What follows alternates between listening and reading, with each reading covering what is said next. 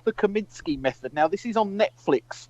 So this is fairly star-heavy and is written and created by Chuck Lorre. Now, if that name rings a bell, you'll probably have seen it at the end of every US sitcom on E4.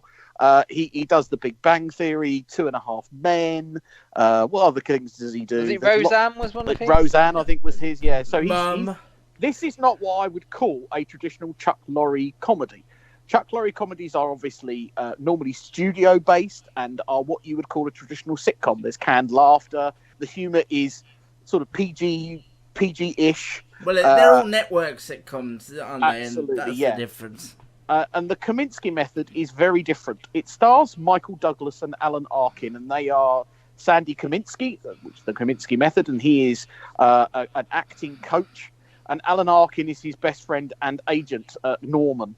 And right at the beginning of the first episode, he is running an acting class. There's a few people that you might recognise from other sitcoms in his class, and they're a bunch of pretentious LA people. There's the typical kind of like over-the-top actors. There's the dude. He's sort of teaching them how to be an actor. And throughout this first episode, you see him sort of like interacting with all these students, and of course with Norman. And Norman's wife is very sick. She's dying of cancer, and it's a sort of dying wish to meet the new beau of Sandy, which is ironically one of his students, but it's a more mature student. Played rather well, I thought, by Nancy Travis. Hang on a minute. You've not got a thing wrong here. Not a detail is out of place. If there's been a joke for the past 7 years and now... Yeah, I've actually known what I'm doing. He's waiting for some other podcast to snap him up, isn't it? That's right. This is my last shot. I'm putting myself in the shop window. If this is an audition tape, this is all getting edited out. It stars a number of very famous people in some very interesting roles. Lisa Eccleston pops up as Norman's druggy daughter, and even Elliot Gould pops up for a funny bit later on as well. It's just sweet and funny. There was this very nice kind of like self-referential time. Although it was Chuck Lorre, there was no canned laughter, but the jokes were there. There were moments. Michael Douglas and Alan Arkin were a good duo to play off each other. The chemistry there is really good. I don't know whether they have any kind of like behind-the-scenes friendship, but they are very, very likable as a duo, as friends. They go off and do certain things. Once Norman's wife unfortunately does pass away, there's a hilarious funeral. There's also some love in the same way. That's a phrase you don't hear very often. No, it is, and it is quite nice and sweet. A lot of it is centered around conversations with these two older guys. And it's only 8 episodes and they're only half an hour. I think it is perfectly watchable. I have to say, I agree with the majority of what you're saying. I think any time that Alan Arkin and Michael Douglas were together, I believed all of that. I thought that there's some nice gags like a woman half your age is still an old woman. I quite like that gag.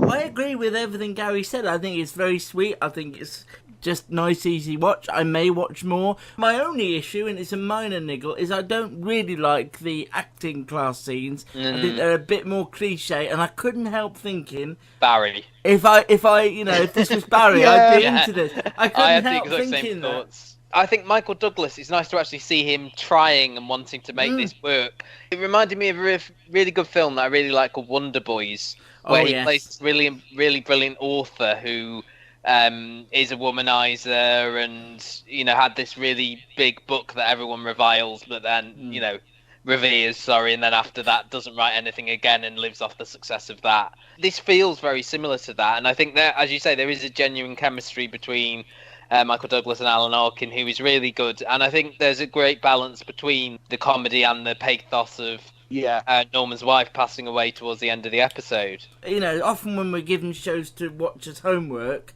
you think, but it was really enjoyable. As you say, the clunkiest bit was probably the bit where they go, because they're doing scenes from films, like the girl does a scene from Steel Magnolias.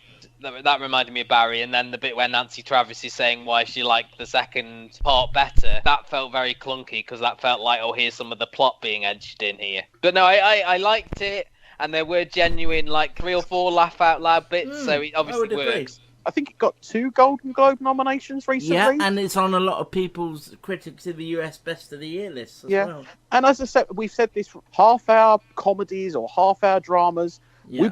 We're really beginning to big those up because we like that difference. We like that option not to have to be drawn into an hour for everything.